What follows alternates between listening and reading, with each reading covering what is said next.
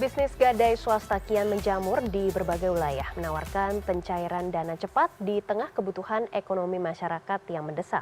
Fenomena ini menjadi solusi alternatif di luar perusahaan gadai BUMN, sekaligus juga menyoroti celah besar dalam akses keuangan formal dan pengawasan perlindungan konsumen. Lalu seperti apa prospek bisnis gadai?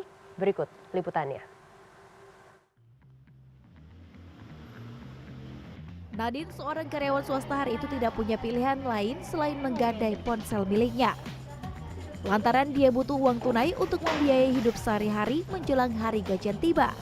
Melalui rekomendasi seorang teman mendatangi salah satu gerai gadai swasta.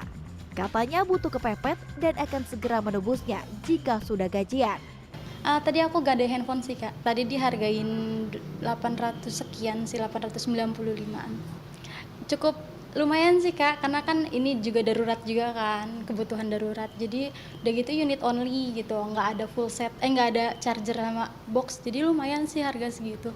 Sementara Angel membutuhkan modal bagi usaha rental PlayStation kecil-kecilan di rumahnya. Ia menggadai perhiasan kalung emas 9 karat tanpa mempertimbangkan besaran bunga.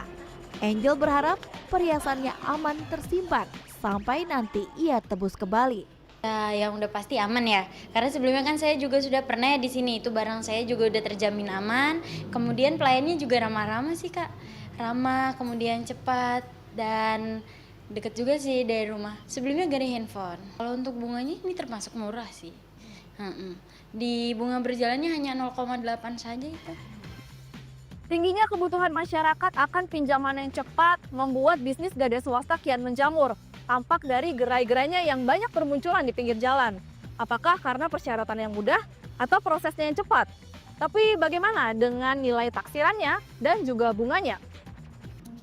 Ya, prosesnya cepat dan syaratnya mudah. Cukup dengan membawa KTP dan aset yang ingin digadai. Jika barang elektronik bisa digadai meski tidak ada kotak lengkap. Ataupun emas bisa digadai tanpa wajib membawa surat pembelian. Promosinya bunga pinjaman sekitar 5% dan tanpa biaya admin. Gadai swasta hadir menawarkan diversifikasi layanan yang BUMN Pegadaian belum bisa tawarkan. Misalnya jam operasional yang buka sampai malam dan kriteria aset atau barang gadai yang lebih bervariasi. Salah satu pelaku yang masuk dalam ekosistem tersebut adalah Pandai Gadai. Selama 2 tahun, Pandai Gadai terus berekspansi mengambil ceruk pasar industri jasa gadai. Dekat dengan komplek perumahan hingga memiliki 150 outlet. Karena faktor tren harga emas yang meroket, 60% outlet akhirnya dapat melayani gadai emas. Menurut salah satu pemilik Pandai Gadai, Nelly Nurmalasari, strategi bersaing di industri gadai bukan pada biaya paling murah, melainkan nilai pinjaman yang kompetitif, transparansi biaya, pelayanan dan manajemen resiko melalui loan to value LTV yang terkontrol. Tapi yang kita kedepankan sebenarnya pelayanan kita gitu. Jadi kita bukan aim untuk bilang Pandai Gadai termurah, enggak gitu. Jadi itu stance kita terkait masalah tadi biaya jasa gitu. Terus kedua mungkin strategi perusahaan gimana sih supaya tidak merugi gitu. Sebenarnya dari bisnis gadai manapun yang paling penting itu adalah proses penaksirannya. Standardized proses appraisalnya adalah penaksir menilai nilai taksiran barangnya berapa, kemudian kita ada istilahnya LTV-nya, loan to value-nya berapa. Nah, kita sudah memperhitungkan aspek biaya jasanya, aspek adminnya, sehingga hanya memberikan pinjaman misalnya 80-90% dari nilai aset. Pemain baru lainnya yang mendapat izin dari OJK sejak 2021 adalah Gadai Value Max. Booming emas yang kian diburu masyarakat menjadi alasan perusahaan bermain di bisnis gadai dan langsung fokus ke aset emas. Selain melayani gadai barang elektronik, barang mewah dan BPKB kendaraan bermotor. Menurut sang pemilik, risiko bisnis gadai dianggap relatif terkendali karena barang jaminan dipegang oleh perusahaan. Gadai Value Max mengambil ceruk pasar untuk memenuhi kebutuhan permodalan masyarakat. Gadai Value Max berharap segera mendapatkan kepercayaan lebih luas dari masyarakat dan berekspansi lebih luas dari 9 cabang yang ada saat ini. namanya masyarakat itu kan banyak pilihan, saya bilang itu. Yang penting sekarang kita pada pelayanan, saya bilang itu pelayanan nomor 1. Nah nanti kalau sudah ada kepercayaan dari masyarakat, masyarakat itu akan walk in sendiri gitu loh. Dan juga kita melakukan literasi Mbak, literasi menyeluruh kepada lingkungan gitu loh. Pelayanan aja Mbak, pelayanan juga untuk skema red juga kita itu beda gitu. Jadi ya alhamdulillah udah banyak kepercayaan yang diberikan kepada Value Make Tebet gitu loh. Ya lumayan Mbak, kenaikannya udah hampir 200%. Udah, sebelumnya udah pernah masuk ke sini juga, gadget juga, perhiasan juga, kalung, cincin, gelang. Yang pertama kali masuk ke sini itu semua keperluan untuk renovasi rumah. Fenomena menjamurnya gadai swasta di Indonesia menunjukkan pertumbuhan signifikan industri ini.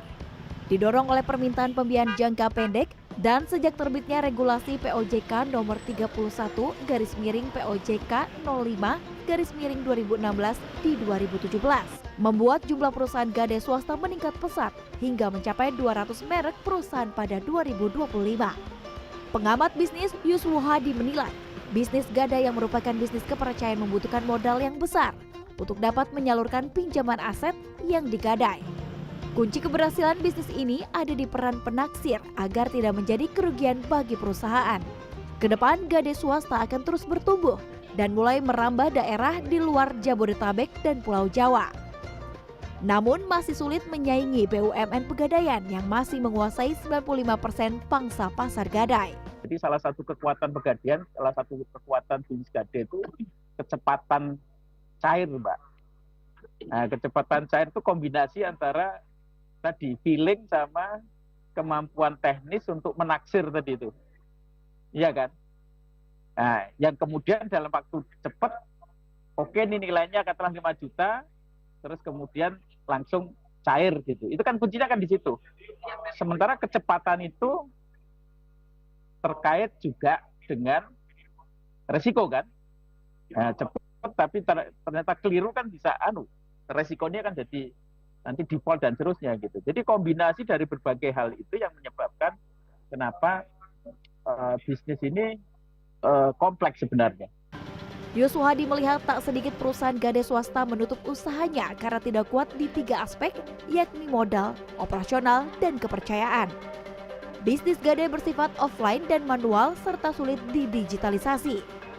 Sehingga ekspansi gerai selalu meningkatkan biaya operasional dan risiko kemalingan. Desi Aritonang, Aryo Asmoro, Jakarta.